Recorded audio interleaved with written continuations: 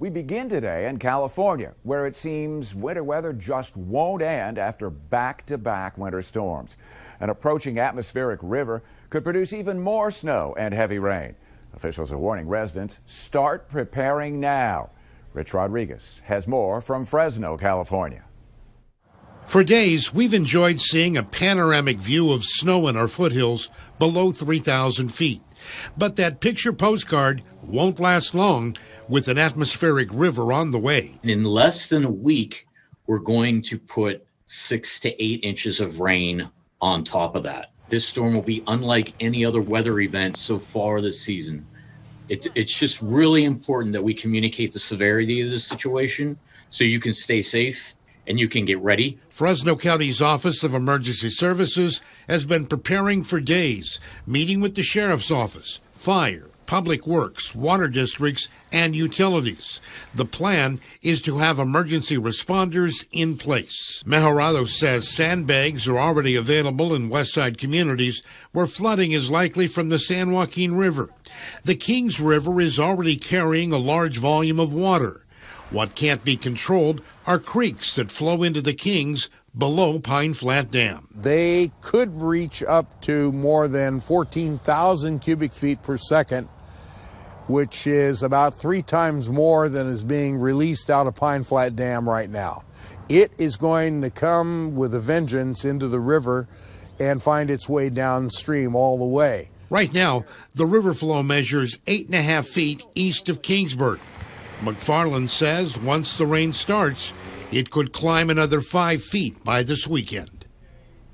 Yosemite National Park is also preparing for the possibility of flooding. The park closed 10 days ago after repeated blizzards covered it in deep snow. Park officials now fear a heavy weekend rainfall could trigger a massive snow melt, and that's exactly what happened back in 1997. The Merced River and creeks overflowed, destroying bridges, roads, housing, and campgrounds. And the park, well, it didn't reopen for another 2 months. While most major roads across California have reopened since the storm, many are still trapped in smaller communities. And this is particularly true in the San Bernardino Mountains east of Los Angeles. Residents there are quickly running out of basic supplies, including food and medicine. So volunteer helicopter pilots are stepping in to help. For me, I can make it up to the mountain there in about 7 minutes. It's a very, very quick flight back and forth. So we got supplies over there, ready to run them up. We can move really, really fast. The county sheriff's department says they've already made more than 100 rescues in the mountains. And there's some positive effects from all the rain and snow in California. Meteorologist Ryan Mirando takes this look at how folks are finally seeing some relief from California's drought.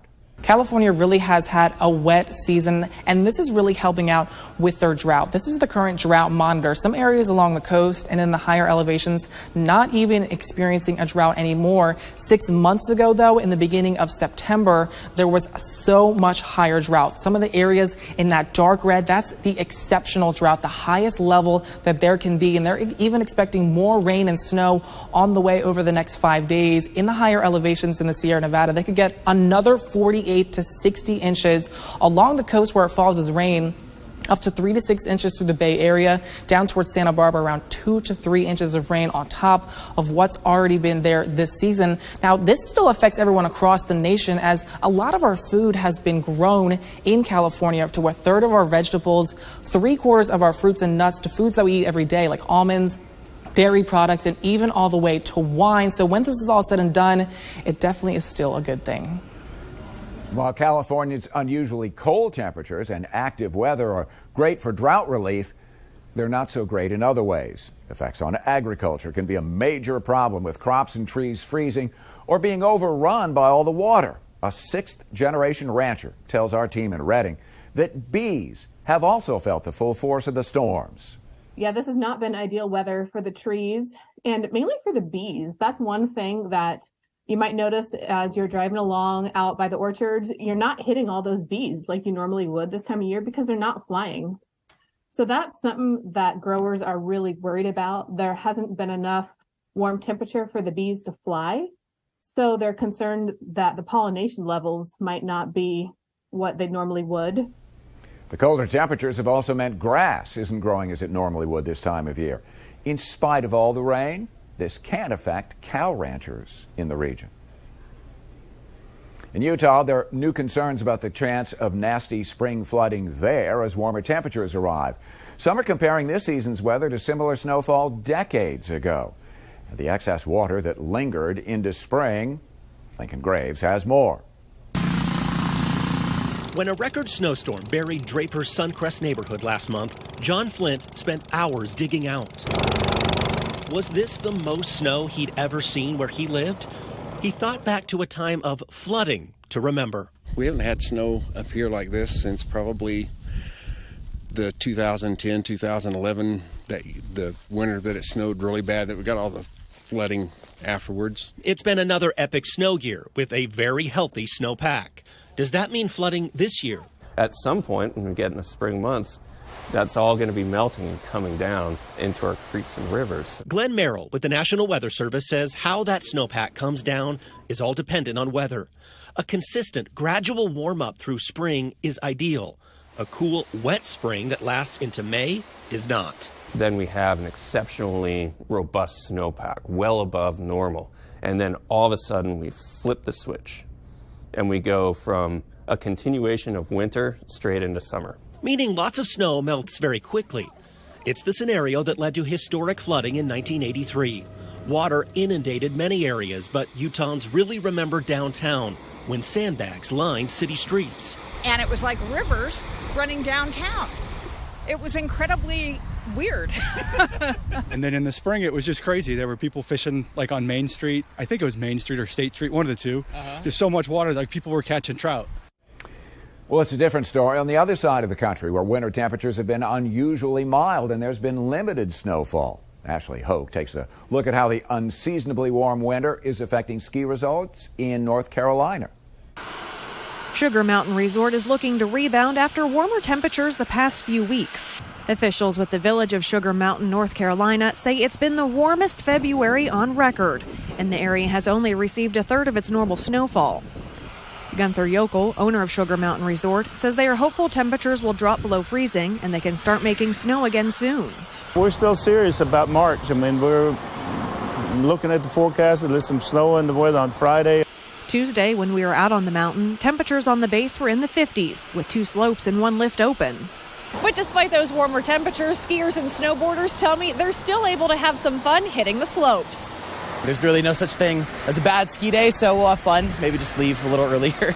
I haven't gone in like 15 years, so it's the perfect day to come out here with no one else really around, figure out how to do it again. Very slushy. At the top, it's a little bit muddy. Other than that, yeah, it's a little icy, but not bad. If you watch this program regularly, you've heard us talk about crepuscular rays, or rays of sun that shine through gaps of dust or haze. Well, these crepuscular rays were captured on Mars. NASA says it's the first time they've been able to see them so clearly on the red planet. The Mars Curiosity rover captured the image during a Martian sunset as part of their new cloud imaging mission. Head for you here on the National Weather Desk. It's severe weather week for many parts of the country. We'll talk with an expert to find out more about how it got started and what it is. And we'll take a closer look at how lightning actually forms. As we go to break, shots of the Mohawk River in Amsterdam, New York.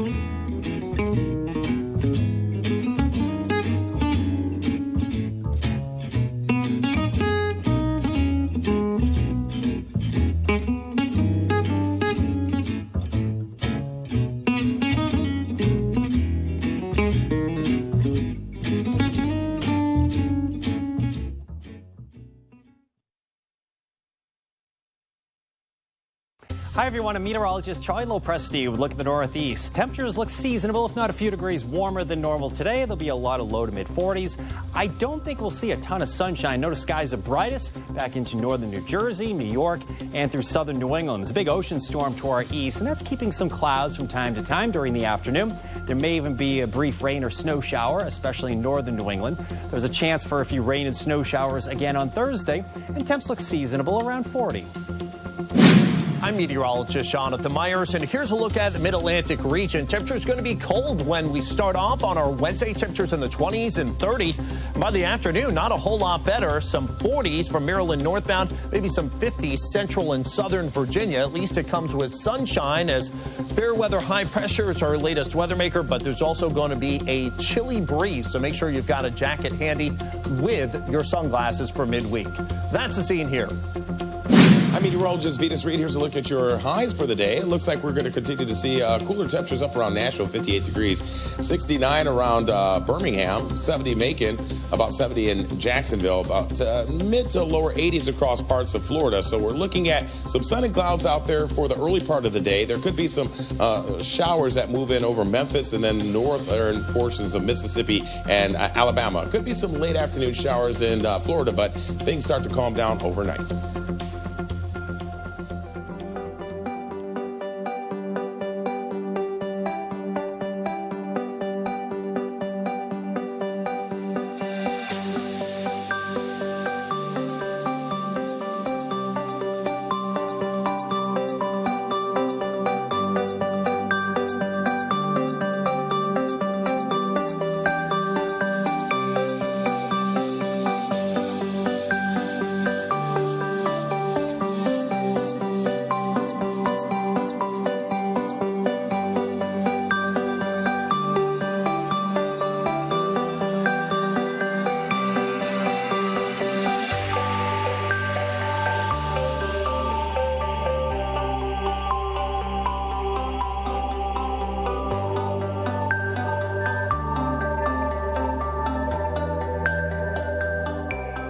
Weather Window, presented by the National Weather Desk. In Virginia, smoke and haze made the sun seem like a red dot as seen not too far from the Kentucky line. Bristol meteorologist David Boyd says it's due to a U.S. Forest Service prescribed burn. Fire experts control these burns and use them for various reasons like wildlife habitat improvement and reducing wildfire risk. Now to Oregon, where high atmosphere ice crystals refracting light created this moon halo. For more content like this, follow the National Weather Desk on Instagram. It is Severe Weather Preparedness Week, but not everywhere.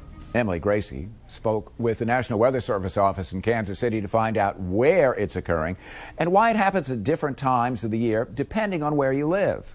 Here in Kansas and Missouri, we partner with local and state emergency management officials to remind people that it's time to be thinking about severe weather, thinking about how they're going to take shelter, especially when tornado warnings are issued. Something that may be confusing to people is the fact that there are severe weather preparedness weeks that are happening at different times in different places across the country. Is that effective, or do you think it would be more effective to have it all one week? I think it is effective to vary the time by where you're at in the country. We try to do it climatically. So we're just on the eve of our peak severe weather season. So we want to have that refresher before the bulk of our severe weather happens. Down in Florida, I'm sure they have much different time frames that they're dealing with. They're down in Texas, for instance. And certainly I know I used to work in Rapid City, South Dakota. Severe weather up there didn't even begin until June. That would be far too late for us. So I think it is good that we kind of vary the times around the country to try to match when we generally see severe weather occur. What are some kind of quick tips for finding that perfect spot to go if a tornado warning is issued? Get as low as possible and an interior as possible. So putting as many walls between you and the tornado that you can. We tell people if you have a basement, absolutely get in the basement. If you don't have a basement, it's not like all hope is lost. Most people, even in the most devastating tornadoes, if they get into an interior room on the lowest level, they can survive. I always make my kids put on their bike helmets during a tornado warning. Is that a good idea, or is that kind of pointless? You know, that's a great idea because it's the flying debris that tends to injure and kill most people. So anything you can do to protect yourself. The other thing, though, something people I think overlook a lot, that old pair of tennis shoes you were going to throw away, go ahead and store those down where you seek shelter. Because if your home is hit and it's in the middle of the night, there's a good chance you're going to be barefoot. You're going to be awfully glad if you're trying to crawl up out of the rubble that you've got shoes on your feet. To find out when Preparedness Week is observed in your state, go to YouTube. There's a longer version of this interview, along with a link to that list. Just search the National Weather Desk or scan the QR code on your screen. And as we head into spring, lightning can be a real risk. But how exactly do those bolts of electricity form? To find out, we turn to meteorologist John Gum in Cincinnati.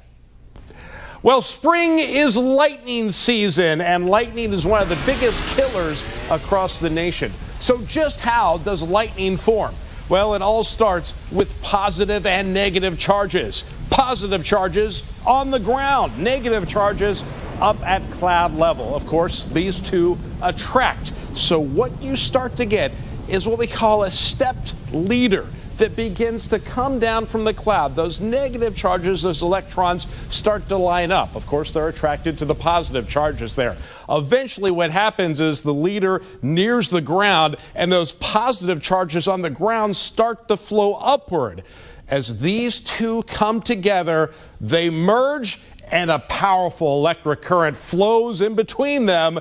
And what we see is the return stroke. And I'll tell you, this thing travels at about 60,000 miles per second. That's your lightning bolt. And this process may repeat over and over. And that's how we get that flash of lightning on and off. This whole thing only takes about a second. And from lightning to when spring actually starts. This morning's lessons continue in a segment we call Social Meteorology. It's where we share social media posts from some of our 200 meteorologists across the nation. We begin in Providence, Rhode Island, where Christina Ernie is talking about when spring starts. Some claim we're already in spring, while others say it is not quite here yet. So who's right? The answer? Both. Meteorological spring has started. That starts on March 1st. Meteorological seasons, by the way, are based on annual temperature cycles. So meteorological spring are the months of March, April, and May. However, astronomical seasons are based around Earth's position as it rotates around the sun. And that is March 20th. That is our vernal equinox.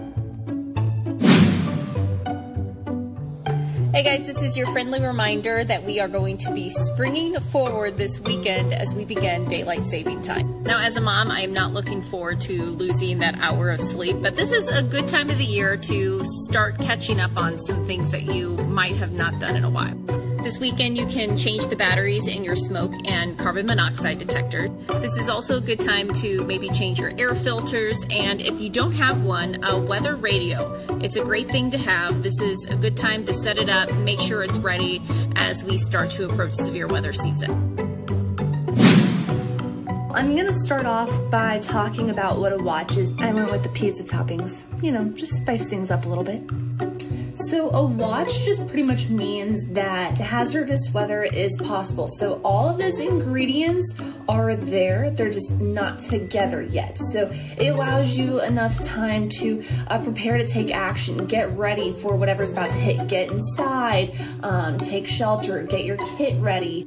And then you have the warning, which means you need to take action right now. So all of those pizza toppings are now on the pizza, on that crust. All of them are combined. And so that hazardous weather is occurring, likely occurring, or imminent. So you've got to get inside. You've got to take shelter. If it's a tornado warning, you need to get into an interior closet or bathroom with no windows.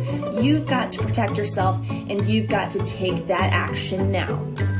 And then just that friendly reminder to stay in that little shelter area, that protective area, until that warning expires or gets canceled. The cherry blossoms surrounding the Washington, D.C. tidal basin getting close now to full bloom. Most of those Yoshino cherry trees are at what's known as Stage 3. The blooms happen in 5 stages. The National Park Service says the colder weather in the coming days will actually help meet their peak bloom prediction date, which is 2 weeks from today. The next 10 days of the forecast are chilly temperatures. High temperatures only in the 40s or low 50s. And that's going to slow the process down. So I think it's, knock on wood, I think it's fair to say we're still looking at the 22nd to the 25th. And the National Cherry Blossom Festival begins March 20th right here in Washington, D.C. Where you are, maybe you're getting your first glimpses of spring. That's not the case, though, in Metro Anchorage, Alaska. And that's good, because the most famous dog sledding race just got underway there Sunday, the IDITAROD. This year, though, the smallest number of competing teams, just 33. The racers will sled almost 1,000 miles from Anchorage all the way to Nome. Time for a quick break, but before we go, Let's take to the skies over the Grand Strand, North Myrtle Beach, South Carolina.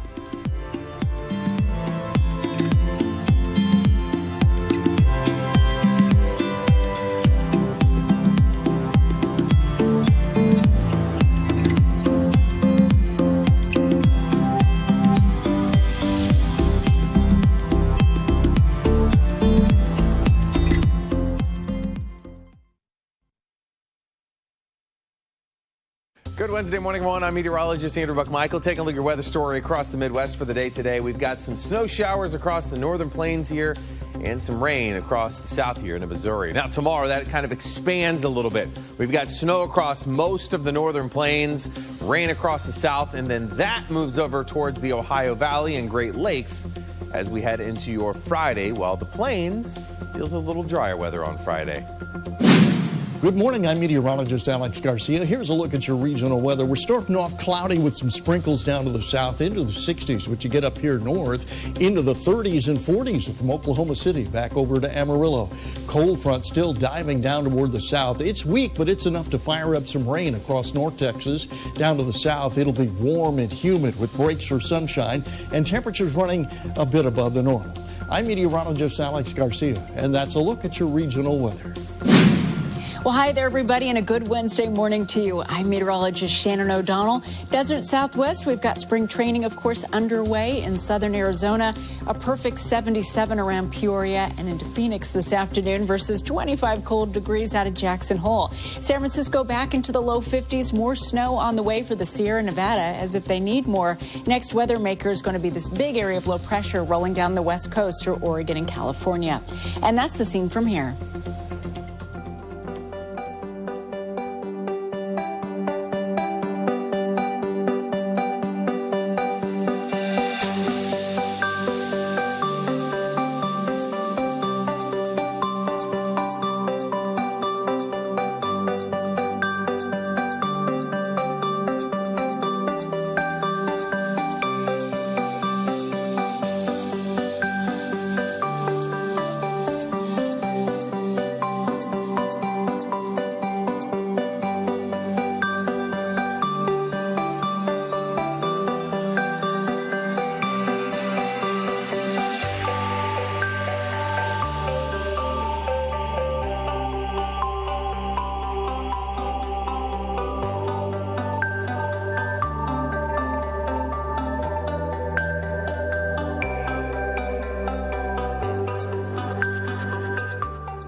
You are watching the National Weather Desk. To mark International Women's Day, we're highlighting a woman who made a real name for herself in the field of meteorology.